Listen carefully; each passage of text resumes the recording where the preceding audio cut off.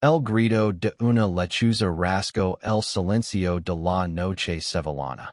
Mientras Javier apretaba el sobre arrogado contra su pecho. No podía creerlo.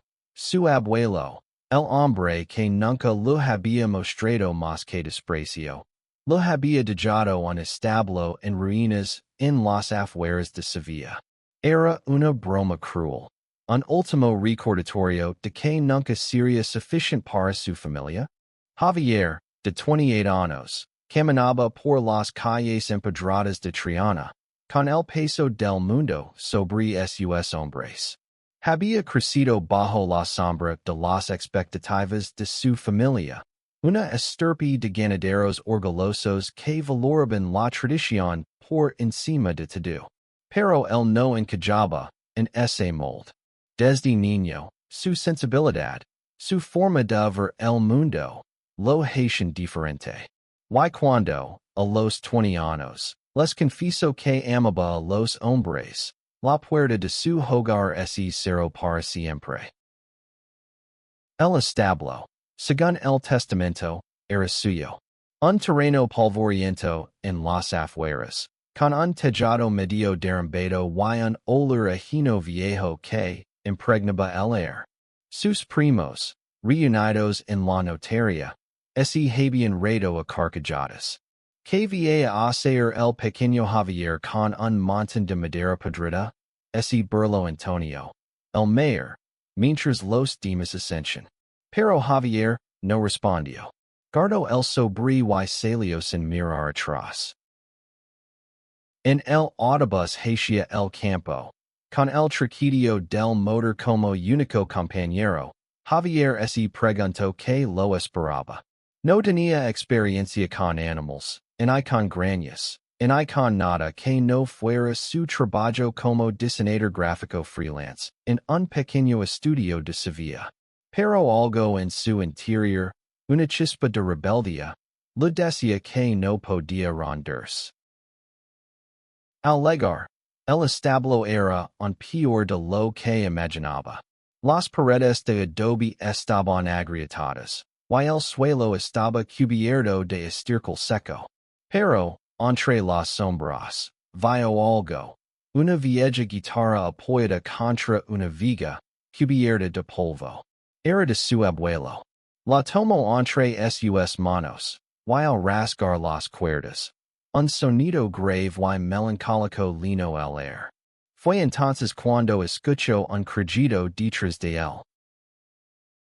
¿Quién está ahí? Preguntó, con el corazón acelerado.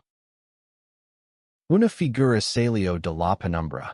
Era un hombre de unos 30 años, alto, con cabello castaño cortado al rape, y una chaqueta de cuero que parecía haber vivido 1000 aventuras. Sus ojos, de un marrón profundo, brillaban con una mezcla de curiosidad y cautela. Soy Miguel, dijo, con una voz firme pero amable. Vivo en la casa de al lado. Escuch que alguien andaba por aquí y vine a ver. Este lugar leva años abandonado. Javier se quedó sin palabras. Había algo en Miguel que lo desarmaba. Su postura relajada, su sonrisa torcida, la forma en que parecía llenar el espacio con una energía, tranquila pero magnética. ¿Y tú eres? Preguntó Miguel, ladeando la cabeza. Javier, el nuevo propietario, supongo, respondió, señalando el establo con un gesto irónico. Hered esta maravilla. Miguel soltó una risa suave, pero no era burlona. Era cálida, como si entendiera algo que Javier no podía ver. Un diamante en bruto, dijo Miguel, mirando alrededor. Con algo de trabajo, esto podría ser especial. Javier quiso responder con sarcasmo, pero algo en la mirada de Miguel lo detuvo. Había sinceridad en sus palabras, y por primera vez en mucho tiempo, Javier sintió que alguien lo veía de verdad. Esa noche, mientras regresaba a la ciudad, Javier no podía sacarse Miguel de la cabeza. Había algo en él, una chispa que lo hacía querer volver al establo, aunque solo fuera para demostrar que no era un fracasado. Pero, ¿y el establo no era solo un montón de ruinas? ¿Y, como dijo Miguel, podía ser algo más? A la mañana siguiente, Javier regresó con un cuaderno lleno de ideas.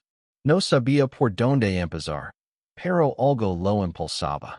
Decidió limpiar el lugar, arrancar las malas hierbas y evaluar qué podía salvarse. Mientras trabajaba, Miguel apareció de nuevo, esta vez con una caja de herramientas y una oferta. Puedo ayudarte. Conozco un poco de carpintería. Además, no tengo nada mejor que hacer este fin de semana. Javier dudó. No estaba acostumbrado a aceptar ayuda, mucho menos de un desconocido. Pero la sonrisa de Miguel era disarmante. Y antes de que pudiera pensarlo demasiado, esencio. Durante los siguientes días, trabajaron juntos. Miguel resultó ser más que un vecino curioso. Era un hombre con una historia propia. Había crecido en un pueblo cercano, donde ser abiertamente gay no era una opción. A los 25 años, se mudó a Sevilla, buscando un lugar donde pudiera ser él mismo. Ahora trabajaba como mecánico en un taller local, pero su verdadera pasión era la música. Tocaba la guitarra en bares pequeños, y sus canciones, llenas de melancolía y esperanza, parecían contar la historia de su vida. ¿Por qué haces esto? Preguntó Javier una tarde, mientras descansaban bajo un olivo. El sol quemaba, y ambos estaban cubiertos de polvo y sudor. Miguel se encogió de hombres.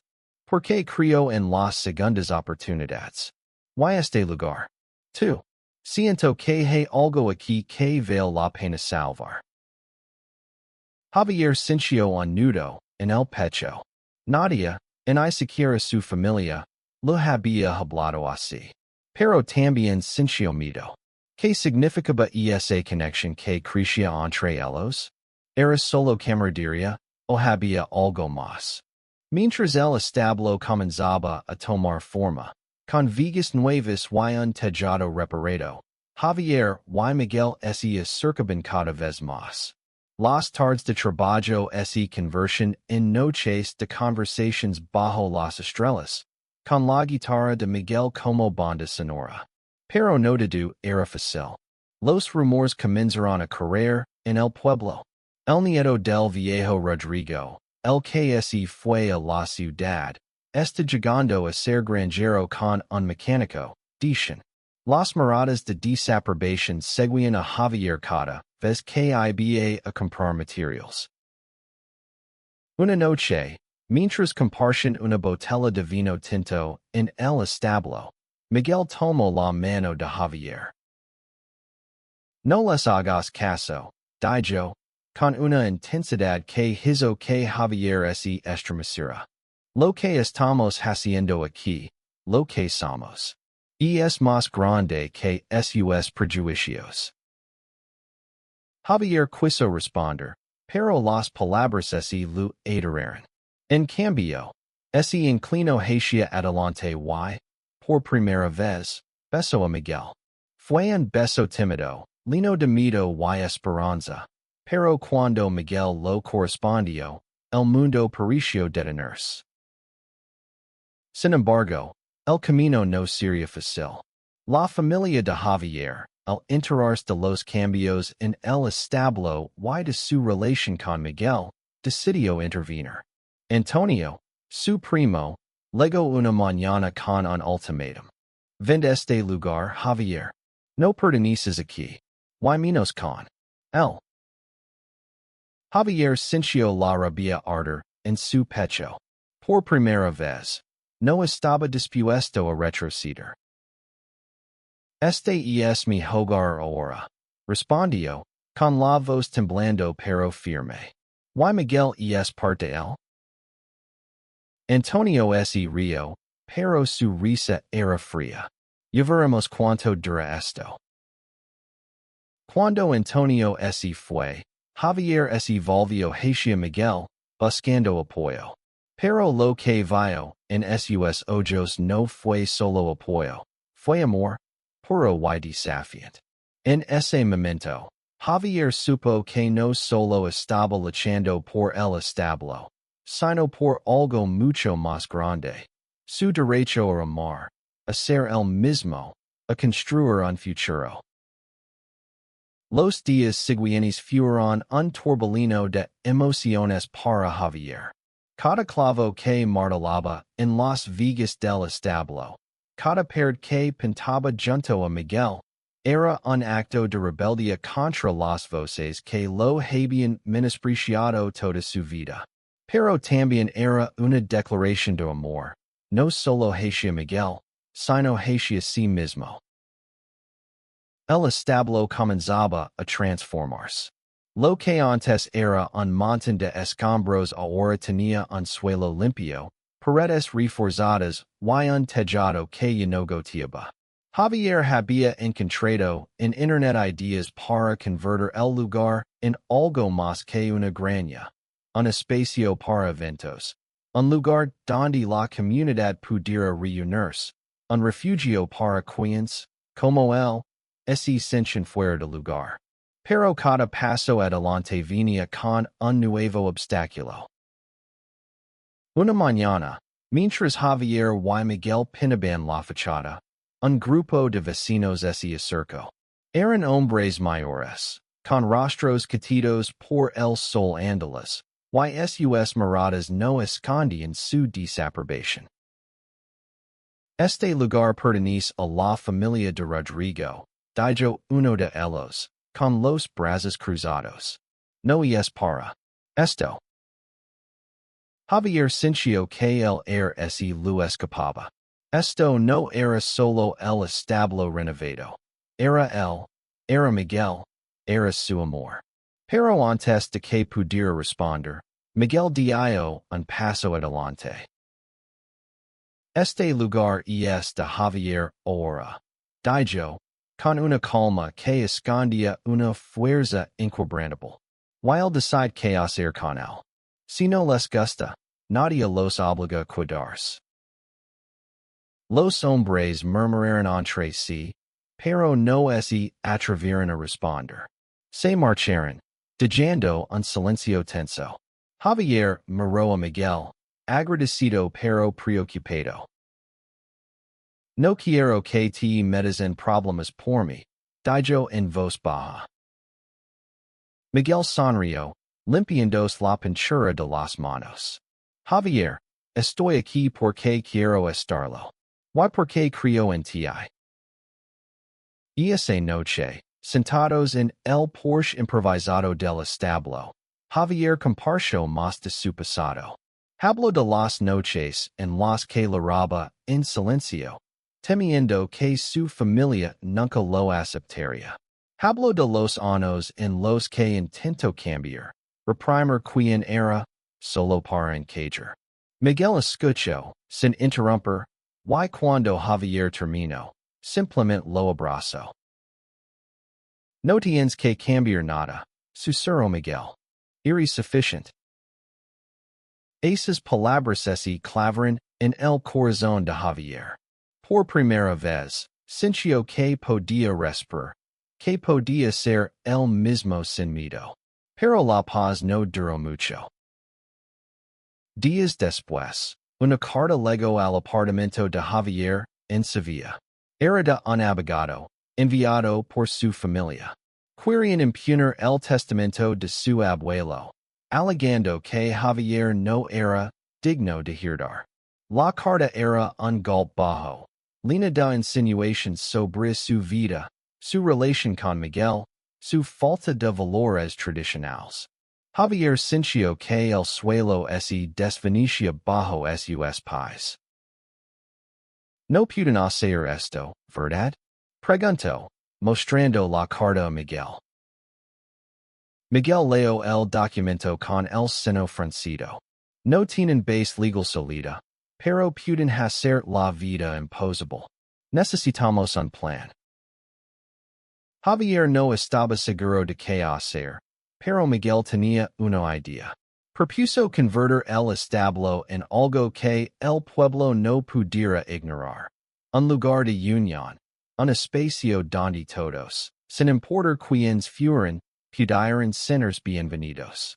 Si lograban que la comunidad lo apoyara, la familia de Javier tendría menos poder para atacarlo.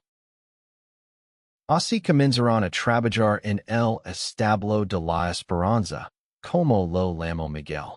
Organizaron una pequeña fiesta de apertura, invitando a vecinos, artistas locales y amigos de Sevilla. Javier diseñó carteles vibrantes, mientras Miguel tocaba la guitarra para animar el evento. La noche de la inauguración, el establo estaba lleno de luces, música y risas. Por primera vez, Javier sintió que pertenecía a algo. Pero no todos estaban contentos. Antonio, el primo de Javier, apareció sin ser invitado, con un grupo de amigos que comparten su desprecio. Esto es una vergüenza, espidó Antonio, señalando a la multitud. ¿Crees que puedes convertir el legado de nuestra familia en un circo? Javier tembló, pero Miguel se puso a su lado, tomándolo de la mano. Esto no es un circo, respondió Javier, con la voz más firme de lo que esperaba. Es un hogar. Why tú no decides quién pertenece aquí? La multitud guardó silencio, pero luego estalló en aplausos. Antonio, furioso, se marchó, pero sus palabras dejaron una sombra en el corazón de Javier. Sabía que la lucha no había terminado. A medida que los días pasaban, el establo de la Esperanza se convirtió en un refugio para muchos. Jóvenes queer de pueblos cercanos comenzaron a visitarlo, buscando un lugar donde no fueran juzgados. Artistas locales organizaban exposiciones, y músicos como Miguel llenaban las noches de melodías. Pero la prisión de la familia de Javier no cedía. Una noche, alguien pintó insultos homofóbicos en las paredes del establo. Javier sintió que todo se derrumbaba. Tal vez tienen razón, dijo, con lágrimas en los ojos. Tal vez no debería estar aquí. Miguel lo tomó por los hombres, obligándolo a mirarlo. No dejes que ganen. Este lugar, nosotros, somos más fuertes que su odio. Con el apoyo de Miguel, Javier decidió no rendirse. Contrataron a un abogado para defender el testamento y comenzaron a planear algo más grande. Una boda. No solo como un acto de amor, sino como una declaración al mundo de que no se esconderían. La idea de la boda surgió una noche estrellada, mientras Javier y Miguel descansaban en el tejado recién reparado del establo. El cielo sevillano brillaba con una intensidad que parecía reflejar el fuego que ardía en sus corazones. Miguel, con la guitarra en la mano, tocó una melodía suave antes de hablar. ¿Y si lo hacemos oficial? Dijo, con una mezcla de nerviosismo y emoción. Tú y yo, aquí, en el establo. Una boda que nadie pueda ignorar. Javier se quedó en silencio, procesando las palabras. Casarse era algo que siempre había sonado, pero nunca se había atrevido a imaginar en un lugar como este, bajo la mirada crítica de su familia y del pueblo. Sin embargo, la idea de hacerlo en el establo, en el lugar que habían construido juntos, le dio una fuerza que no sabía que tenía. Hagámoslo, respondió, con una sonrisa que iluminó la noche. pero hagámoslo a nuestra manera. La planificación de la boda comenzó con entusiasmo, pero también con miedo. Javier sabía que no sería fácil. Su familia, liderada por Antonio, seguía intentando despejarlo del establo. Los rumores en el pueblo se intensificaban, y cada día parecía traer un nuevo desafío. Pero también había aliados inesperados.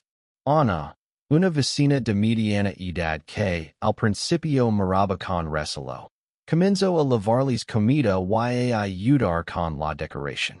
Mi sobrino es gay. Confieso una tarde. Nunca tuvo un lugar como este. Gracias por criarlo.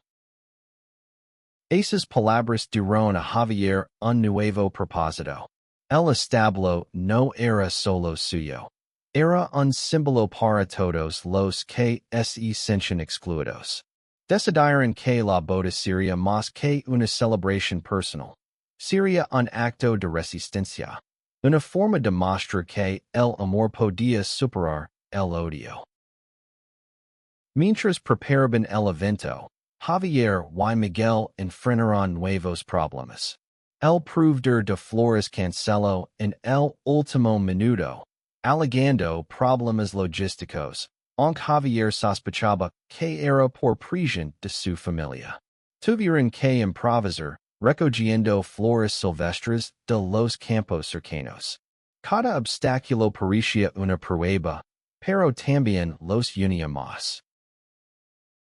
Una noche, mientras pinaban carteles para la boda, Miguel le contó a Javier sobre su propia lucha. Había perdido a su mejor amigo, Carlos, cuando salió del armario. Carlos no pudo aceptar que Miguel fuera gay y cortó todo contacto. La herida dolía, pero el establo, y ahora Javier, le habían dado una nueva familia. Tú me haces sentir que no estoy solo, dijo Miguel, con la voz entrecortada. Javier lo abrazó, sintiendo que sus propios miedos se desvanecían. Pero la tranquilidad duró poco.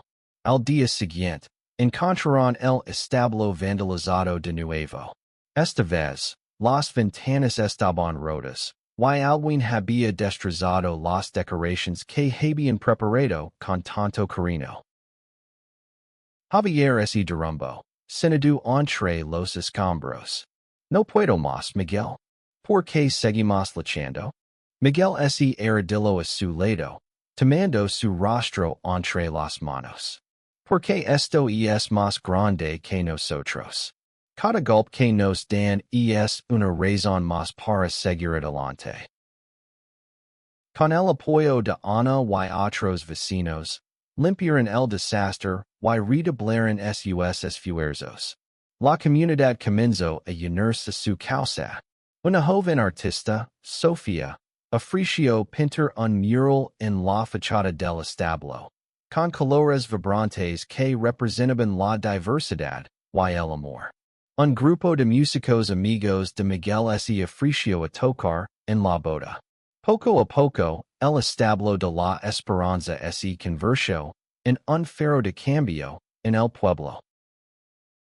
Pero la familia de Javier no se rendía. Una semana antes de la boda, Antonio apareció con un nuevo abogado y una orden judicial para suspender cualquier actividad en el establo hasta que se resolviera el caso del testamento.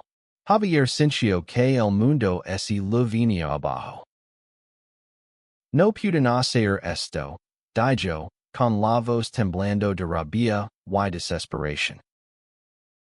Miguel, siempre el ancla, lo calmó. No van a detenernos. Encontraremos una manera. Con la ayuda de su abogado, descubrieron que la orden no era definitiva. Tenían una semana para apelar, y la boda podía seguir adelante si lograban demostrar que el establo era un espacio comunitario. Decidieron acelerar los preparativos y hacer de la boda un evento público, invitando a medios locales para que el mundo viera su historia. La noche antes de la apelación, Javier no pudo dormir. Se sentó en el establo, mirando las luces que habían colgado para la boda. Miguel lo encontró allí, y sin decir una palabra, lo abrazó. Pase lo que pase mañana, esto es nuestro, dijo Miguel. Nadie puede quitarnos lo que hemos construido. Javier asintió, con lágrimas en los ojos. Por primera vez, sintió que no estaba solo en la lucha. El día de la apelación amaneció con un cielo gris sobre Sevilla. Javier y Miguel llegaron al juzgado con el corazón en la mano, acompañados por Ana, Sofía y un pequeño grupo de vecinos que habían adoptado el Establo de la Esperanza como propio. Frente a ellos, Antonio y su abogado esperaban, con una seguridad que hacía temblar a Javier. Dentro del juzgado, el ambiente era tenso. El abogado de Antonio argumentó que Javier no tenía la capacidad ni la intención de mantener el legado de la familia, y que el establo debía ser devuelto a los herederos legítimos. Javier sintió la rabia arder en su pecho, pero también el miedo. ¿Y así perdiendo? Cuando llegó su turno, el abogado de Javier presentó pruebas de la transformación del establo, fotos del antes y el después, testimonios de los vecinos, incluso un artículo de un periódico local que hablaba del impacto del establo de la Esperanza en la comunidad. Pero lo que marcó la diferencia fue cuando Javier tomó la palabra. Este lugar no es solo un establo, dijo, con la voz temblando pero clara. Es un hogar para los que no tienen uno. Es un lugar donde el amor, cualquier amor, es bienvenido. Mi abuelo pudo no entenderme, pero me dijo este lugar. Yo lo estoy haciendo mío, a mi manera. El juez, una mujer de mirada seria pero justa, escuchó con atención. Cuando terminó la audiencia, permitió una decisión en 3 días. Javier salió del juzgado teniendo una mezcla de esperanza y agotamiento. Miguel lo tomó de la mano, y juntos caminaron hacia el río Guadalquivir, buscando un momento de paz. No sé si lo lograremos, admitió Javier, mirando el agua. Miguel lo miró con una sonrisa. Lo lograremos. Porque estamos juntos. Esos 3 días fueron los más largos de sus vidas. Pero la comunidad no los dejó solos. Los vecinos organizaron una vigilia en el establo, con velas y música, para mostrar su apoyo. Javier y Miguel trabajaron sin descanso para preparar la boda, decididos a seguir adelante sin importar el resultado del juzgado. El día de la decisión, el juez falló a favor de Javier. El testamento era válido, y el establo era suyo. La sala estalló en aplausos, mientras Antonio salía furioso. Javier y Miguel se abrazaron, con lágrimas de alivio corriendo por sus rostros. La boda estaba programada para el fin de semana siguiente, y el establo de la Esperanza se transformó en un lugar mágico. Las luces colgaban de Las Vegas, las flores silvestres decoraban cada rincón, y el mural de Sofía brillaba con colores que parecían gritar al mundo, aquí hay amor. El día de la boda, el establo estaba lleno. No solo estaban los vecinos y amigos, sino también periodistas de Sevilla y otros lugares de España, atraídos por la historia del establo que había desafiado las expectativas. Javier, vestido con un traje blanco sencillo, caminó hacia el altar improvisado, donde Miguel lo esperaba, con una chaqueta de cuero que había pedido para la ocasión. Cuando se tomaron de las manos, el mundo pareció desvanecerse. El eficiente, un amigo cercano, habló del amor como un acto de valencia, de resistencia, de esperanza. Javier y Miguel intercambiaron votos que eran más que promesas. Eran un desafío al mundo que había intentado separarlos. Te permito amarte en cada tormenta, en cada victoria, en cada rincón de este establo, dijo Javier, con la voz quebrada por la emoción. Yo permito estar a tu lado, siempre, construyendo nuestro futuro juntos, respondió Miguel, con una sonrisa que iluminó el lugar. Cuando se besaron, la multitud estalló en vidas. Las cámaras disparaban, capturando cada momento. Y esa noche, el establo de la esperanza no era solo un lugar. Era un símbolo de lo que el amor podía lograr.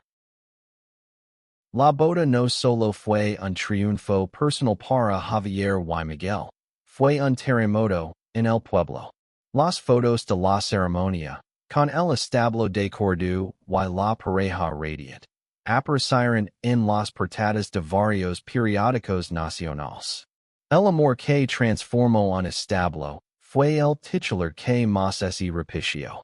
La historia de dos hombres que convirtieron un lugar en ruinas en un símbolo de esperanza resonó en toda España. Pero el éxito trajo nuevos desafíos. Con la atención de los medios, llegaron tanto aliados como críticos. Cartas de apoyo llegaban de todo el país, pero también mensajes de odio. Alguien intentó incendiar una esquina del establo una noche, aunque los daños fueron mínimos gracias a la rápida intervención de los vecinos. Javier y Miguel se dieron cuenta de que su lucha no había terminado. De hecho, apenas comenzaba. Decidieron usar la fama del establo para algo más grande. Crearon una fundación, Esperanza para Todos, con el objetivo de apoyar a jóvenes queer en zonas rurales, ofreciéndoles un lugar seguro y recursos para construir sus vidas. El establo se convirtió en el corazón de esta iniciativa, albergando talleres, charlas y eventos culturales. Javier, que siempre había sido reservado, encontró una nueva voz.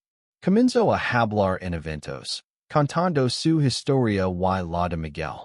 Cada palabra era un paso hacia la sanación de las heridas de su pasado.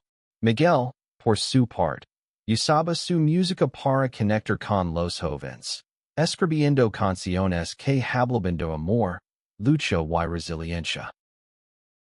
Pero no todo era fácil. La familia de Javier, aunque derrotada legalmente, no dejó de intentar sabotearlos.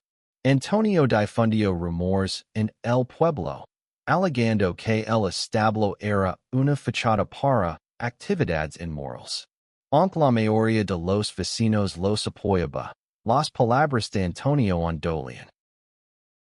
Una tarde, mientras Javier revisaba las cuentas de la fundación, recibió una llamada inesperada. Era su madre, a quien no había visto en años. Javier, six las noticias, dijo, con la voz temblorosa. No sé si es lo correcto al alargarme, pero quiero verte. Javier no supo cómo responder. La herida de su rechazo aún estaba fresca, pero también había una parte de él que anhelaba reconciliarse.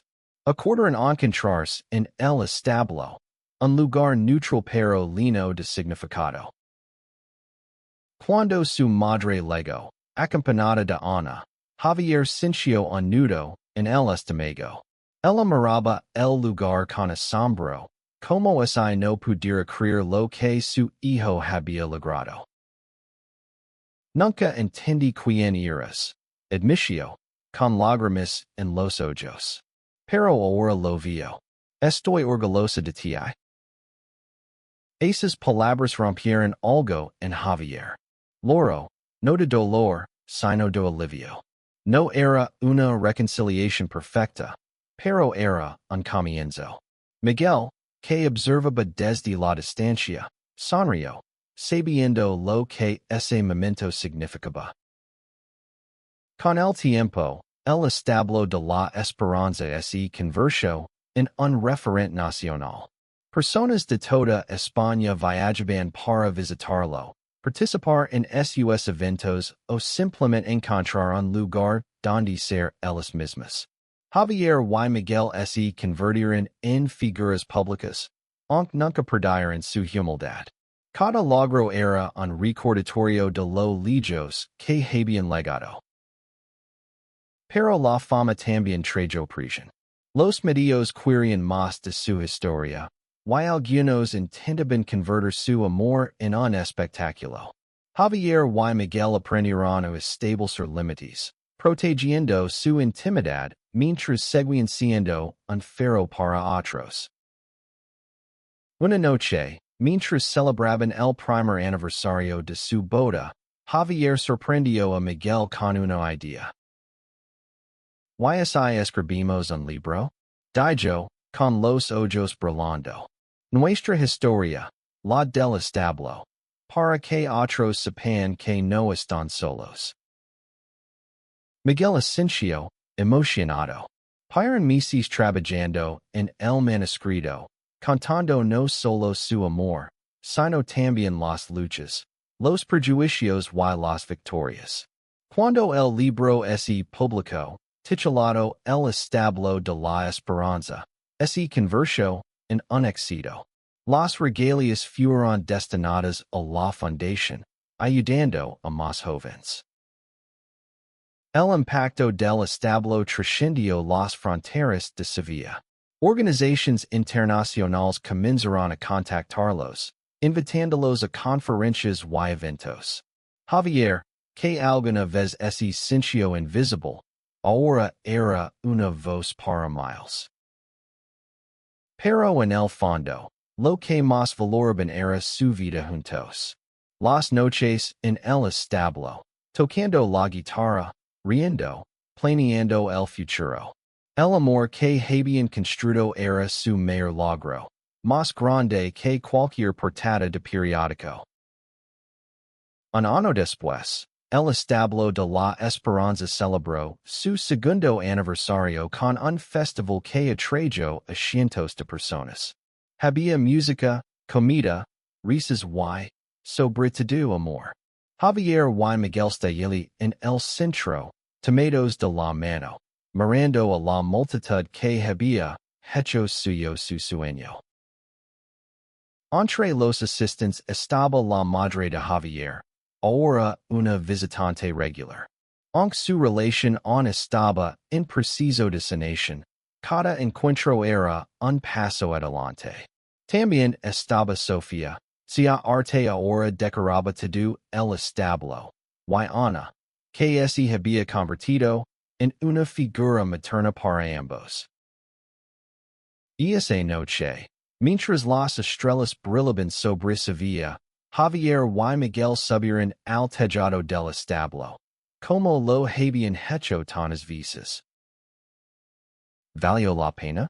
Preguntó Javier, mirando el cielo. Miguel lo abrazó, riendo suavemente. Cada lágrima, cada lucha, cada momento. Todo valió la pena por esto.